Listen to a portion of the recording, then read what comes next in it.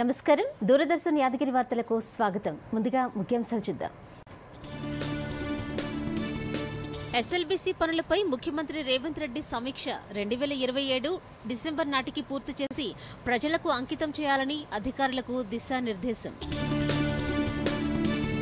తెలంగాణను global digital innovation హబ్గా మార్చాలన్నదే తమ సంకల్పమన్న Sridhar Babu. Deep tech, AI స్టార్టప్లలో పెట్టుబడులు పెట్టాలని యూఏఈని ఆహ్వానించిన ఐటీ మంత్రి. హైదరాబాద్ శిల్పకళ వేదికగా నేడు గురుపూజ దినోత్సవం. 60 మంది అధ్యాపకులకు 49 మంది ఉపాధ్యాయులకు ఉత్తమ బోధకులుగా పురస్కారాలు. హాజరు కానున్న సీఎం రేవంత్ రెడ్డి, కేంద్ర రాష్ట్ర మంత్రులు. ఢిల్లీ వేదికగా సింగపూర్ ప్రధానితో నరేంద్ర మోదీ భేటీ. Space, civil aviation, R&D, digital షిప్పింగ్లో పరస్పర సహకారానికి నిర్ణయం. కేంద్ర మంత్రి అమిత్ షాను కలిసిన మంత్రులు భట్టి విక్రమార్క, తుమ్మల. రాష్ట్రానికి విపత్తు నిర్వహణ నిధులు వెంటనే మంజూరు చేయాలని వినతిపత్రం. రాష్ట్ర వ్యాప్తంగా వినాయక నిమజ్జనాలకు జోరుగా సన్నాహాలు. పగడ్బందీ ఏర్పాట్లు చేసిన అధికార యంత్రాంగం. శ్రీశైలం ఎడమగట్టు సొరంగం ఎస్ఎల్బీసీ పనులు ఒక్కరోజు కూడా ఆగడానికి వీల్లేదని ముఖ్యమంత్రి రేవంత్ రెడ్డి చెప్పారు.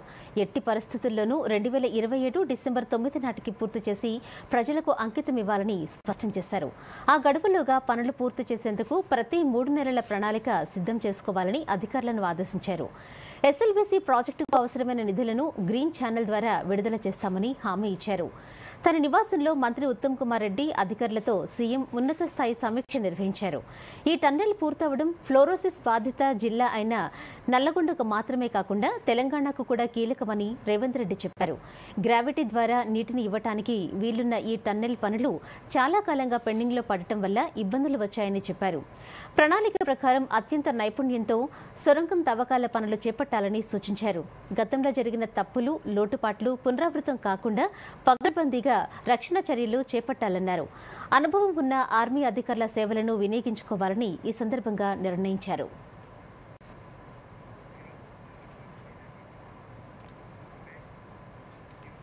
తెలంగాణను గ్లోబల్ డిజిటల్ ఇన్నోవేషన్ హబ్గా మార్చాలని కాంగ్రెస్ ప్రభుత్వం సంకల్పించిందని, ఈ లక్ష్య సాధనలో భాగస్వామి కావాలని యునైటెడ్ అరబ్ ఎమిరేట్స్ను రాష్ట్ర ఐటీ పరిశ్రమల శాఖ మంత్రి దుద్దిళ్ల శ్రీధర్ బాబు ఆహ్వానించారు. యూఏఈ పర్యటనలో భాగంగా ఆ దేశ minister of state for AI, digital economy and remote work applications Umar bin Sultan Al ఇల్లామాతో శ్రీధర్ బాబు భేటీ అయ్యారు. తెలంగాణను ఏఐ క్యాపిటల్ ఆఫ్ ది గ్లోబ్గా తీర్చిదిద్దేందుకు రాష్ట్ర ప్రభుత్వం అత్యంత ప్రతిష్టాత్మకంగా చేపట్టబోతున్న AI city, AI university, AI innovation hub తదితర ప్రాజెక్టుల గురించి శ్రీధర్ బాబు వివరించారు. భారత్లోనే తొలిసారిగా అందుబాటులోకి తెచ్చిన ఏఐ ఆధారిత తెలంగాణ డేటా ఎక్స్చేంజ్ వల్ల ఆరోగ్యం, విద్య, వ్యవసాయం, ప్రభుత్వ పాలన తదితర రంగాల్లో కలుగుతున్న ప్రయోజనాల గురించి తెలిపారు. హైదరాబాద్లో ఏఐ R&B సెంటర్ను ప్రారంభించాలని కోరారు.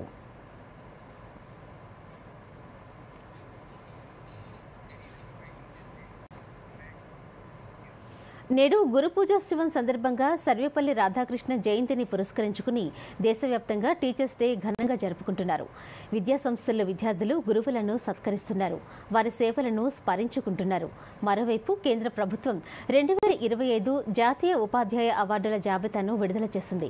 మొత్తం 45 మంది ఉపాధ్యాయులను అవార్డులకు ఎంపిక చేశారు. తెలంగాణ నుంచి సూర్యాపేట జిల్లా పెన్పహాడ్లోని జెడ్బీహెచ్కు చెందిన మారం పవిత్ర అవార్డు అందుకోనున్నారు.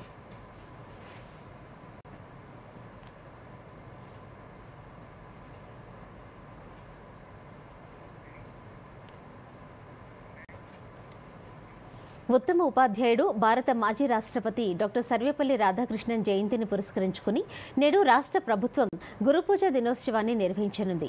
హైదరాబాద్ శిల్పకళా వేదిక ఆడిటోరియంలో జరిగే ఈ కార్యక్రమానికి ముఖ్యమంత్రి రేవంత్ రెడ్డి ముఖ్య అతిథిగా హాజరవుతారని విద్యాశాఖ వెల్లడించింది. ఉప ముఖ్యమంత్రి మల్లు భట్టి విక్రమార్క, మంత్రి శ్రీధర్ బాబు, కేంద్ర మంత్రులు కిషన్ రెడ్డి, బండి సంజయ్ కార్యక్రమంలో పాల్గొంటారని విద్యాశాఖ తెలిపింది. ఈ సందర్భంగా 49 మంది ఉత్తమ ఉపాధ్యాయులకు అవార్డులు ఇవ్వనున్నారు.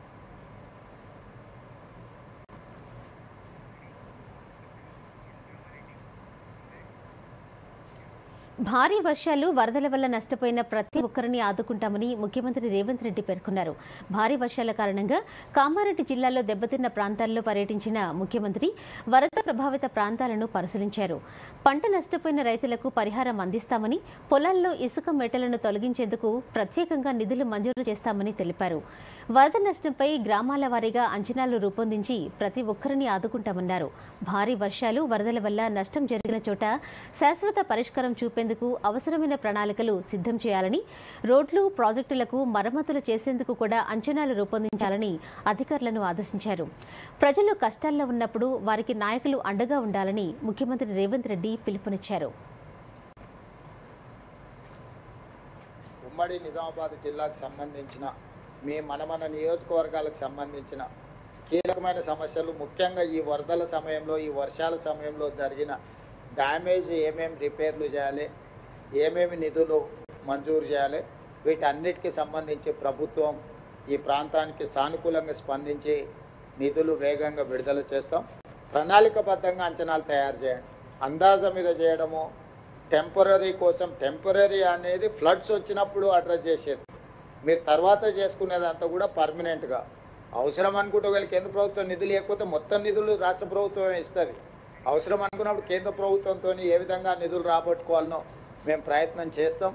వీటన్నిటిని కూడా జాగ్రత్తగా తీసుకొని ప్రజలకు అందుబాటులో ఉండండి. మిలాద్ ఉన్ నబీ పర్వదినం సందర్భంగా టీపీసీసీ అధ్యక్షులు ఎమ్మెల్సీ మహేష్ కుమార్ గౌడ్ ముస్లిం సోదర సోదరీమణులకు శుభాకాంక్షలు తెలిపారు. శాంతి, ప్రేమ, సహనం, త్యాగం, సేవ మార్గంలో జీవించాలనే అల్లాహ్ సందేశాన్ని ప్రపంచానికి పరిచయం చేసిన మహమ్మద్ ప్రవక్త జన్మదినమైన మిలాద్ ఉన్ నబీ ముస్లింలకు అత్యంత పవిత్రమైన రోజు అని టీపీసీసీ చీఫ్ పేర్కొన్నారు.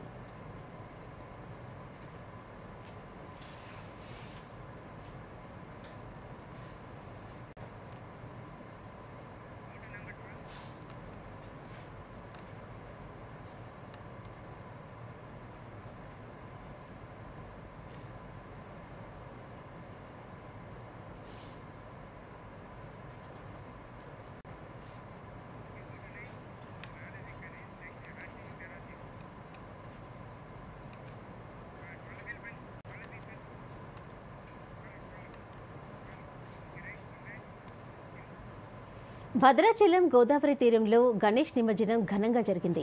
దక్షిణ అయోధ్యగా పిలువబడే ఈ పుణ్యక్షేత్రంలో భక్తులు గణపతి పూజలు ఆనందంగా నిర్వహించారు. తెలంగాణ, ఆంధ్రప్రదేశ్, ఛత్తీస్గఢ్ నుండి ఏటా 2000కు పైగా విగ్రహాలు నిమజ్జనం కోసం చేరాయి. జిల్లా కలెక్టర్ జితేష్ వి పాటిల్ పర్యవేక్షణలో నిమజ్జనం సురక్షితంగా, శాంతియుతంగా జరిగేలా ఏర్పాట్లు చేశారు.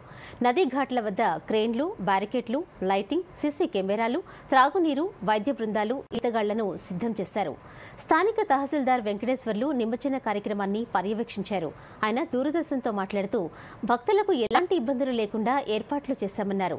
చిన్నపిల్లలు, వృద్ధులు, మహిళలు నదీ ఘాట్ వద్ద జాగ్రత్తగా ఉండాలని సూచించారు. ఇక్కడ అన్ని రకాల ఏర్పాట్లు పూర్తి చేసినాం ఇప్పటి వరకు. పోలీస్, ఇరిగేషన్, మిగతా ఫిషరీస్ డిపార్ట్మెంట్ అన్ని డిపార్ట్మెంట్ తోటి కోఆర్డినేషన్ చేసుకున్నది. ఇక్కడికి వచ్చే ప్రజలు ఎవరైతే ఉన్నారో వారు తీసుకొచ్చే విగ్రహాలని ప్రశాంతంగా ఇక్కడికి వచ్చి మా సిబ్బందికి హ్యాండ్ ఓవర్ చేసి నిమజ్జన కార్యక్రమానికి తోడ్పడాలని చెప్పి మేము కోరుకుంటున్నాం. గ్రామ పంచాయతీ, టెంపుల్, ఇరిగేషన్ అన్ని శాఖల అధికారులు ఇక్కడ సమన్వయంతో పనిచేస్తున్నాము. ప్రతి సంవత్సరం 2000 నుండి 2500 విగ్రహాలు ఆంధ్ర, ఛత్తీస్గఢ్, ఒరిస్సాతో పాటు తెలంగాణ ప్రాంతాల నుండి కూడా పవిత్ర గోదావరి కావడంతో ఇక్కడికి నిమజ్జనానికి తీసుకురావడం జరుగుతుంది. దీనికి సంబంధించి పోలీస్, రెవెన్యూ, ఇతర అధికారులు సంయుక్తంగా భారీ ఏర్పాట్లు చేస్తున్నారు. 24 గంటలు ఇక్కడ అధికారులు పర్యవేక్షిస్తున్నారు. జిల్లా కలెక్టర్ జితేష్ వి పాటిల్, ఎస్పీ రోహిత్ రాజు పర్యవేక్షణలో ఎప్పటికప్పుడు భారీ బందోబస్తు ఏర్పాట్లు చేస్తున్నారు. భక్తులకు ఎప్పటికప్పుడు సూచనలు చేస్తూ ప్రత్యేకంగా ఇక్కడ నిమజ్జనానికి సంబంధించి లాంచీలతో పాటు విగ్రహాలను లాంచీలకు తరలించేందుకు క్రేన్లను కూడా సిద్ధం చేస్తున్నారు. భద్రాద్రి కొత్తగూడెం జిల్లా నుండి వనమా శివ, దూరదర్శన్. వినాయక చవితి ఉత్సవాల ముగింపు సందర్భంగా రేపు ఉదయం 6 గంటల నుండి ఎల్లుండి ఉదయం 10 గంటల వరకు హైదరాబాద్లో గణేష్ విగ్రహాల నిమజ్జనం జరగనుంది. ఈ నేపథ్యంలో ఎలాంటి అసౌకర్యాలు కలగకుండా ఉండేందుకు నగరంలోని పలు ప్రాంతాల్లో ట్రాఫిక్ ఆంక్షలు విధించారు. నగరవాసులు పోలీసులకు సహకరించి ప్రత్యామ్నాయ మార్గాలను ఎంచుకోవాలని సూచించారు. కాగా ప్రభుత్వం నిమజ్జనం కోసం 10 బేబీ పాండ్లు, 8 పోర్టబుల్ వాటర్ ట్యాంకులు, 8 ఎక్స్కవేషన్ పాండ్లను ఏర్పాటు చేసింది.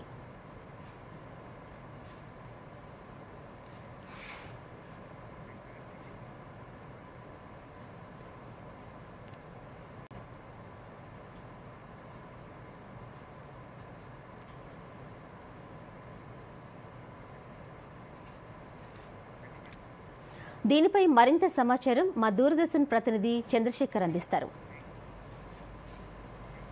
చంద్రశేఖర్, చెప్పండి, గణేష్ నిమజ్జనం కోసం ప్రభుత్వం ఎలాంటి ఏర్పాట్లు చేస్తుంది? గ్రేటర్ పరిధిలో గణేష్ నిమజ్జనానికి అన్ని ఏర్పాట్లు పూర్తి చేశారు. ప్రధానంగా 4 శాఖలు హైడ్రా, ఏజెన్సీ, జలమండలి, పోలీస్ శాఖ ఈ 4 శాఖలు సమన్వయంగా పనిచేస్తూ నిమజ్జనాన్ని ప్రశాంతంగా జరపాలని నిర్ణయించుకున్నారు.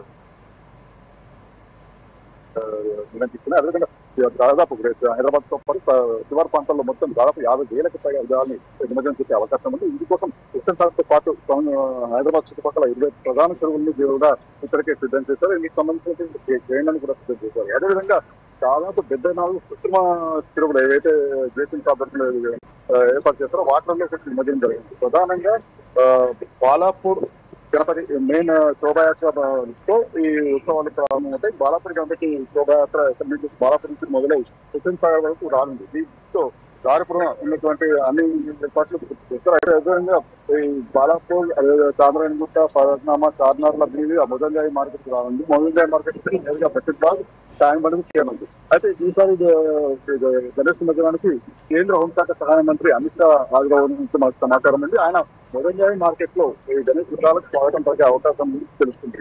జేసీసీ ప్రధానంగా జేసీసీ ఏం చేస్తుందని ఈ నిమజ్జనం సందర్భంగా ఏర్పడుతున్న గార్బేజ్ సమస్య పెరిగించడానికి దాదాపు 15,000 మంది సిబ్బందిని, శానిటేషన్ సిబ్బందిని నియమించింది. హైదరాబాద్ లో ట్రాఫిక్ ఆంక్షలు ఎలా ఉన్నాయి? ప్రధానంగా నిమజ్జనం సందర్భంగా పోలీసులు దాదాపు శని, ఆదివారాల్లో ట్రాఫిక్ ఆంక్షల్ని పెట్టారు. అదేవిధంగా ఏదైతే ట్యాంక్ బండ్ కానివ్వండి, అదేవిధంగా మొదలైన మార్కెట్, చార్నార్, చాంద్రాయణగూడ ఈ ప్రాంతాల్లోకి అసలు రావద్దని చెప్పేస్తున్నారు. స్వచ్ఛమైన మార్గాలు అంటే చూసుకోవాలని చెప్పేసి వాహనదారులకి చెప్తున్నారు. అయితే మెయిన్ ట్యాంక్ బండ్ నుంచి సికింద్రాబాద్ కనెక్టివిటీ కట్ అవుతుంది కాబట్టి స్వచ్ఛమైన మార్గాలు ఎంచుకోవాలని చెప్పేసి పోలీసులు ఇప్పటికే చెప్పారు. థ్యాంక్స్ చంద్రశేఖర్. ఇప్పుడు కాసేపు ప్రకటనలు.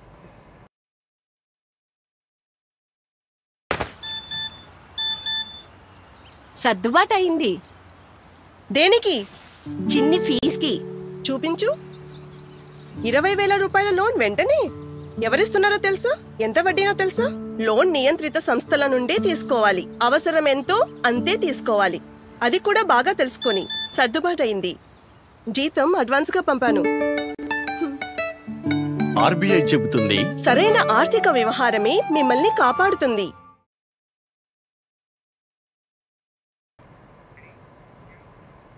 వార్తలకు తిరిగి స్వాగతం. ములుగు జిల్లాలో గణేష్ నిమజ్జనం కోసం పూర్తి ఏర్పాట్లు చేసినట్లు జిల్లా ఎస్పీ డాక్టర్ శబరీష్ తెలిపారు. జిల్లా వ్యాప్తంగా 750 గణేష్ మండపాలు ఉత్సవాల కోసం ఆన్లైన్లో నమోదయ్యాయని తెలిపారు. నిమజ్జనం సందర్భంగా అవాంఛనీయ సంఘటనలు జరగకుండా 450 మంది పోలీసు అధికారులు, సిబ్బందితో బందోబస్తు ఏర్పాటు చేశామన్నారు. భక్తులు, కమిటీ సభ్యులు పోలీసులకు సహకరించి సూచించిన రూట్ మ్యాప్ను అనుసరించాలని, విద్యుత్ వైర్ల దగ్గర ప్రమాదాలు జరగకుండా జాగ్రత్త వహించాలని సూచించారు. నిమజ్జన ప్రదేశాల్లో భారీ క్రేన్లు, విద్యుత్ లైట్లు ఏర్పాటు చేసినట్లు తెలిపారు. టోటల్ 750+ గణేష్ ఐడల్స్ ఇన్స్టాలేషన్ అయినాయి. అవన్నీ కూడా first day, 5th day, 9th day, 11th day అట్లా ఇమర్షన్ పాయింట్స్ కూడా ఫైనలైజ్ చేస్తున్నాము. అండ్ దాన్ని బట్టి ఏ రోజు ఎక్కడ ఎన్ని ఐడల్స్ ఇమర్షన్ అవుతుందని బట్టి అరేంజ్మెంట్స్ కూడా చేసుకున్నాము. సో మొత్తం జిల్లాలో 450 అరౌండ్ పోలీస్ ఫోర్స్ స్ట్రాంగ్ బందోబస్తు చేసుకున్నాము.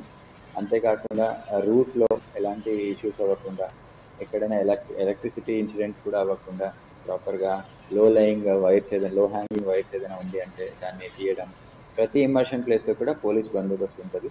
ప్రజలందరూ కూడా, భక్తులందరూ కూడా పోలీస్కి సహకరించాలని కోరుతున్నాను.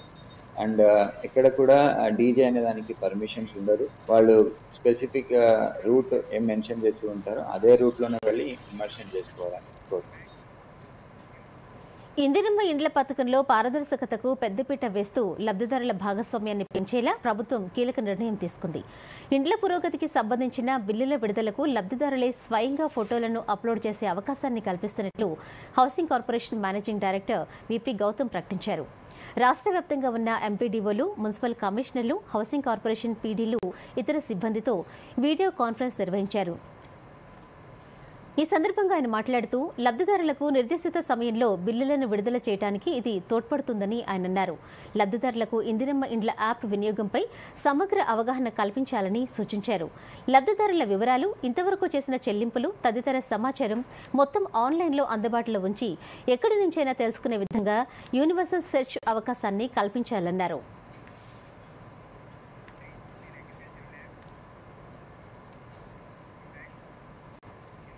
రాష్ట్ర వ్యవసాయ శాఖ కొత్తగా వాట్సాప్ ఛానల్ను ప్రారంభించింది. అగ్రికల్చర్ డిపార్ట్మెంట్ తెలంగాణ పేరుతో గత నెల 8న అందుబాటులోకి తెచ్చింది.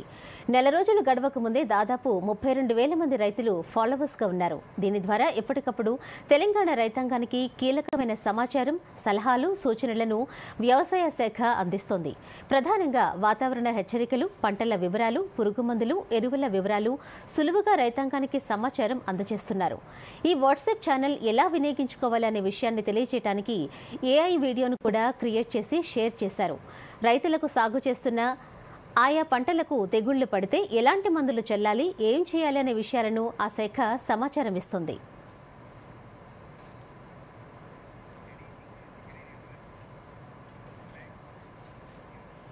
పర్యావరణ హిత చర్యలు, సంక్షేమం, సౌకర్యాల కల్పనలో ఉత్తమ కంపెనీగా ఉన్న సింగరేణి సంస్థ గత ఆర్థిక సంవత్సరానికి జాతీయ స్థాయిలో 4 బొగ్గు గనులకు 5 స్టార్ రేటింగ్ను సాధించి తన ప్రతిభను మరోసారి చాటుకుంది.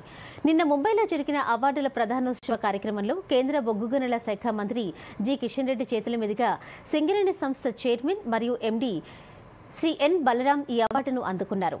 ప్రతిష్టాత్మక 5 స్టార్ రేటింగ్ అవార్డులను అందుకున్న గనులలో రామగుండం 3 ఏరియాకు చెందిన RGOC1 ఎక్స్టెన్షన్, ఇల్లందు ఏరియాకు చెందిన JK5OC, భూగర్భ గనుల్లో శ్రీరాంపూర్ ఏరియాకు చెందిన RB6 గని, RK న్యూటన్ గనులు ఉన్నాయి.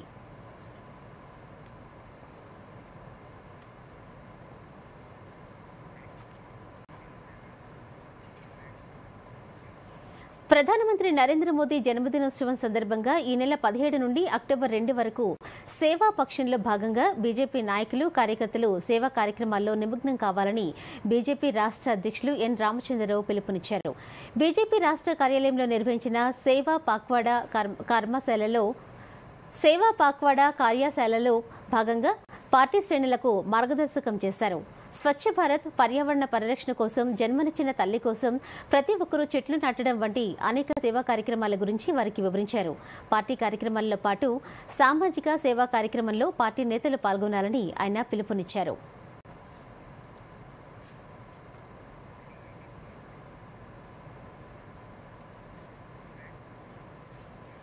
ఉగ్రవాదంపై సమిష్టిగా పోరాడడం మానవత్వాన్ని నమ్మే ప్రతి దేశం బాధ్యత అని ప్రధానమంత్రి నరేంద్ర మోదీ పేర్కొన్నారు.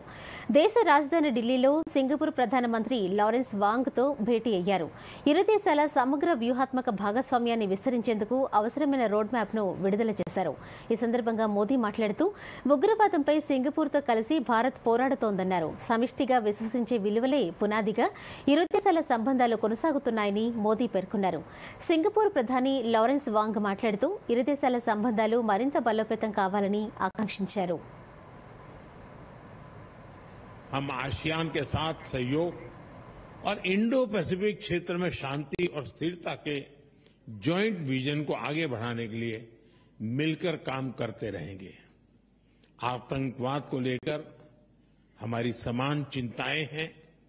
हम मानते हैं कि आतंकवाद के खिलाफ एकजुटता से लड़ना सभी मानवतावादी देशों का कर्तव्य है.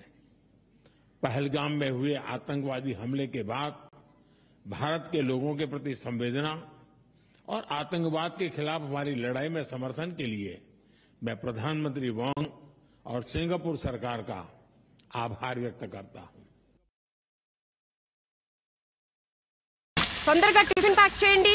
రాజు, మొబైల్ వదిలేయ్. అక్క, బ్యాంక్ నంబర్ కావాలి. రిఫండ్ రాలేదు. దొరికింది. ఇప్పుడే కాల్ చేస్తానక్క. నెంబర్ గురించి తెలుసుకోకుండా తరచూ మోసగాళ్లు నకిలీ బ్యాంక్ వెబ్సైట్ మరియు మోసపూరిత నెంబర్లతో డబ్బు కాజేస్తారు. మరైతే సరైన నంబర్ బ్యాంక్ అఫీషియల్ వెబ్సైట్ లేదా కార్డ్ పైన. మీరు నన్ను కాపాడారక్క. పని నుండి కాదు, చేస్తాను. RBI చెబుతుంది, సరైన ఆర్థిక వ్యవహారమే మిమ్మల్ని కాపాడుతుంది.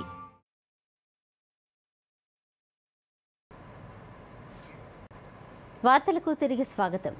ప్రధానమంత్రి నరేంద్ర మోదీ సింగపూర్ ప్రధానమంత్రి Lawrence Wong JN port PSC Mumbai terminal BMCT phase 2ని వర్చువల్గా ప్రారంభించారు. కేంద్ర ఓడరేవులు, షిప్పింగ్, జలమార్గాల మంత్రి సర్బానంద సోనోవాల్ ఆన్లైన్లో ఈ కార్యక్రమంలో పాల్గొనగా మహారాష్ట్ర ముఖ్యమంత్రి దేవేంద్ర ఫడ్నవీస్, కేంద్ర ఓడరేవులు, షిప్పింగ్ రాష్ట్ర మంత్రి శంతను ఠాకూర్ నవీ ముంబైలో జరిగిన ప్రారంభోత్సవంలో హాజరయ్యారు. ఈ సందర్భంగా శంతను ఠాకూర్ మాట్లాడుతూ 48 లక్షల టీఈయూల సామర్థ్యంతో జేఎన్పీఏ దేశంలో అతిపెద్ద కంటైనర్ టెర్మినల్గా నిలిచిందని తెలిపారు. ఆధునిక క్రేన్లు, డెడికేటెడ్ ఫ్రైట్ కారిడార్కు నేరుగా రైలు అనుసంధానం వంటి సౌకర్యాలు దీనిని ప్రపంచ స్థాయి బెంచ్ మార్క్గా చేస్తాయని ఆయన పేర్కొన్నారు. మహారాష్ట్ర ముఖ్యమంత్రి దేవేంద్ర ఫడ్నవీస్ జేఎన్పీఏలో పిఎస్సి టెర్మినల్ ఫేజ్ 2 ప్రారంభంతో మహారాష్ట్ర అత్యధిక ఓడరేవు సామర్థ్యం కలిగిన రాష్ట్రంగా నిలిచిందని ప్రధానమంత్రి మోదీ సింగపూర్ ప్రధానమంత్రి వాంగ్కు కృతజ్ఞతలు తెలిపారు. భాద్వాన్ పోర్ట్ పూర్తయిన తర్వాత మహారాష్ట్ర ప్రపంచంలోని 10 అతిపెద్ద ఓడరేవుల్లో ఒకటిగా నిలుస్తుందని ఆయన వ్యాఖ్యానించారు. It is a proud moment for all of us to inaugurate the JNPA PSA Mumbai Terminal BMCT Phase 2. With this expansion, JN Port has become the large container handling port in India. Bharat Singapore మధ్య 5 కీలక ఒప్పందాలు కుదిరాయి. ఇరు దేశాల మధ్య green and digital shipping corridor, space రంగంలో సహకారం, civil ఏవియేషన్లో శిక్షణ, R&D, digital ఆస్తుల ఆవిష్కరణ రంగాల్లో పరస్పరం సహకరించుకోవాలని ఇరు దేశాల అధినేతలు నిర్ణయించారు. విదేశాంగ మంత్రిత్వ శాఖల్లోని తూర్పు ప్రాంత కార్యదర్శి పి కుమరన్ మీడియాతో మాట్లాడుతూ ఇరు దేశాలు సమగ్ర వ్యూహాత్మక భాగస్వామ్యం కోసం రోడ్ మ్యాప్ను ఆమోదించినట్లు తెలిపారు. ఆర్థిక సహకారం, నైపుణ్య అభివృద్ధి, డిజిటలైజేషన్, సస్టైనబిలిటీ, కనెక్టివిటీ, ఆరోగ్యం, వైద్యం, రక్షణ, భద్రత, సాంస్కృతిక, ప్రజల మధ్య బంధాలు వంటి 8 ప్రాధాన్య రంగాల్లో ఈ రోడ్ మ్యాప్ సహకారాన్ని సులభతరం చేస్తుందని వివరించారు. Today the two leaders adopted a roadmap for our comprehensive strategic partnership. The roadmap truly reflects the range and depth of our bilateral cooperation and provides direction and momentum to it. This roadmap will facilitate bilateral engagements across 8 priority areas, including economic cooperation, skills development, digitalization, sustainability, connectivity, healthcare and medicine, defense and security cooperation, and people-to-people and cultural exchanges. న్యూఢిల్లీలో national institutional ranking framework India rankings 2025ను కేంద్ర విద్యాశాఖ మంత్రి ధర్మేంద్ర ప్రధాన్ విడుదల చేశారు. ఈ జాబితాలో IIT Madras మొదటి స్థానంలో నిలిచింది. తర్వాత Indian institute of science Bengaluru, IIT Bombay ఉన్నాయి. ఈ సందర్భంగా కేంద్ర మంత్రి మాట్లాడుతూ దశాబ్ద కాలంలో ఉన్నత విద్యారంగంలో విద్యార్థుల సంఖ్య 3.5 కోట్ల నుండి 4.5 కోట్లకు పెరిగిందని పేర్కొన్నారు. 2030 నాటికి ఈ సంఖ్యను రెట్టింపు చేయాలని కేంద్రం లక్ష్యంగా పెట్టుకుందని తెలిపారు. 2014లో క్యూఎన్ వరల్డ్ యూనివర్సిటీ ర్యాంకింగ్లో టాప్ 500లో భారత్కు 11 సంస్థలు ఉండగా ఇప్పుడు అది 54కు పెరిగిందన్నారు. ఫైనాన్షియల్ టైమ్స్ గ్లోబల్ ఎంబీఏ ర్యాంకింగ్స్లో 6 ఐఐఎంలు, 2 భారతీయ బిజినెస్ స్కూళ్లు టాప్ 100లో చోటు సంపాదించాయని వివరించారు.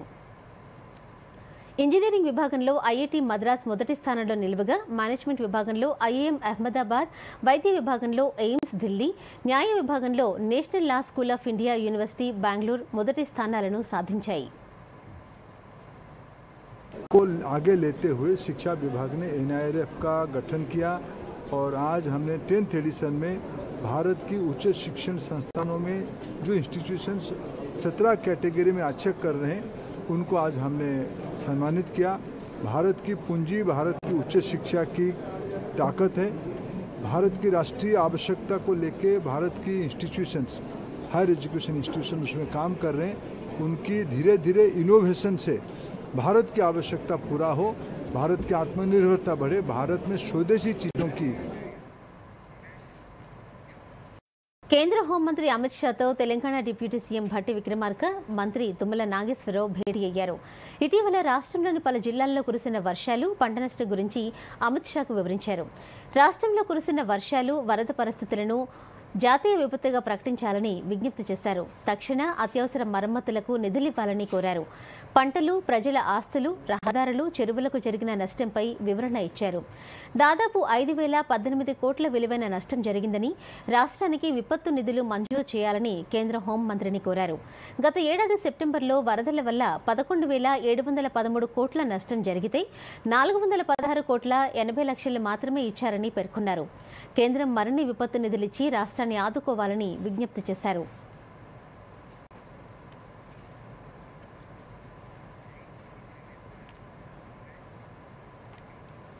పామాయిల్పై తగ్గించిన సుంకాల వల్ల రాష్ట్ర రైతులు తీవ్రంగా నష్టపోతారని ఉప ముఖ్యమంత్రి భట్టి విక్రమార్క, వ్యవసాయ మంత్రి తుమ్మల నాగేశ్వరరావు ఆందోళన వ్యక్తం చేశారు.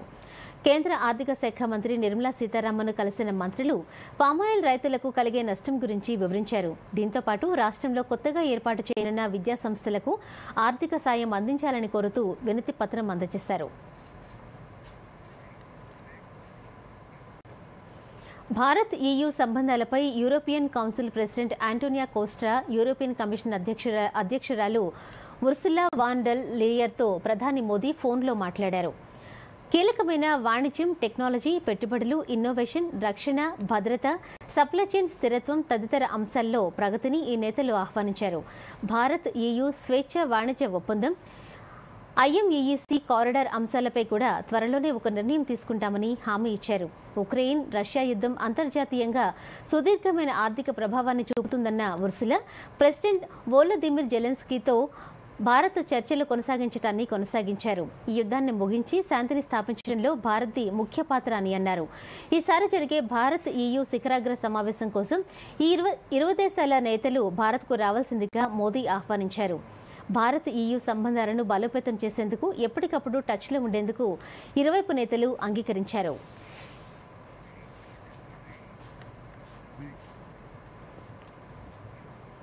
ఒకటికి మించి ఓటరు కార్డులు కలిగి ఉండటం నేరమని కేంద్ర ఎన్నికల సంఘం పేర్కొంది. ఓటరు కార్డులకు సంబంధించి ఎన్నికల సంఘానికి ఇటీవల ఫిర్యాదులు వెల్లువెత్తుతున్న నేపథ్యంలో ఈసీ కీలక సూచనలు చేసింది. ఒకవేళ 2 అంతకన్నా ఎక్కువ ఉన్నట్లయితే ఒకదాన్ని మాత్రమే ఉంచుకుని అదనపు కార్డులను సరెండర్ చేయాలని స్పష్టం చేసింది. 2 ఓటరు కార్డులను కలిగి ఉండడం ప్రజా ప్రాతినిధ్య చట్టం 1950 ప్రకారం నేరమని, సెక్షన్ 31 క్రింద వారికి గరిష్టంగా ఏడాది శిక్ష లేదా జరిమానా లేదా 2 విధించే అవకాశం ఉందని పేర్కొంది.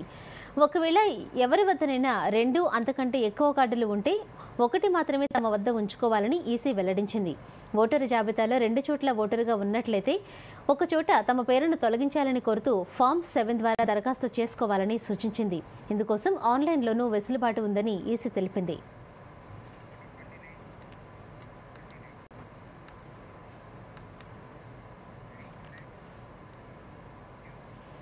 భారీ వర్షాలతో ఉత్తర భారతదేశం అతలాకుతలమవుతోంది. మెరుపు వరదలు సంభవించడం, కొండ చర్యలు విరిగిపడటం వంటి ఘటనలతో భారీగా ప్రాణ, ఆస్తి నష్టాలు సంభవిస్తున్నాయి. ఈ విపత్తులపై సుప్రీంకోర్టు కీలక వ్యాఖ్యలు చేసింది.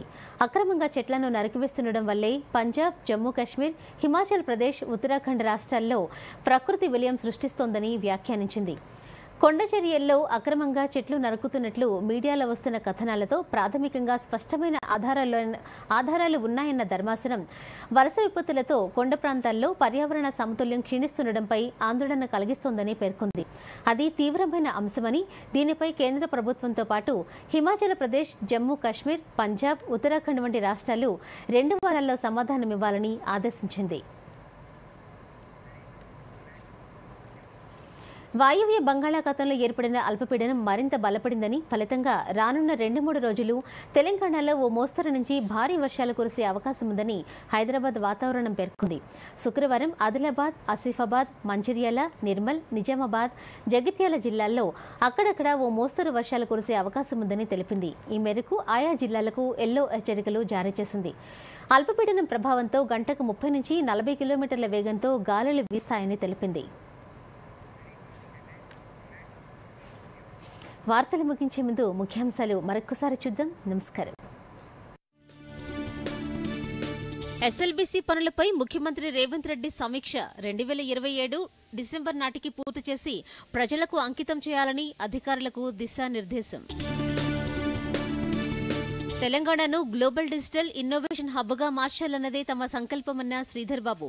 డీప్ టెక్, ఏఐ స్టార్టప్లలో పెట్టుబడులు పెట్టాలని యూఏఈని ఆహ్వానించిన ఐటీ మంత్రి. హైదరాబాద్ శిల్పకళ వేదికగా నేడు గురుపూజ దినోత్సవం. 60 మంది అధ్యాపకులకు, 49 మంది ఉపాధ్యాయులకు ఉత్తమ బోధకులుగా పురస్కారాలు. హాజరు కానున్న సీఎం రేవంత్ రెడ్డి, కేంద్ర రాష్ట్ర మంత్రులు. ఢిల్లీ వేదికగా సింగపూర్ ప్రధానితో నరేంద్ర మోదీ భేటీ. Space, civil aviation, R&D, digital షిప్పింగ్లో పరస్పర సహకారానికి నిర్ణయం.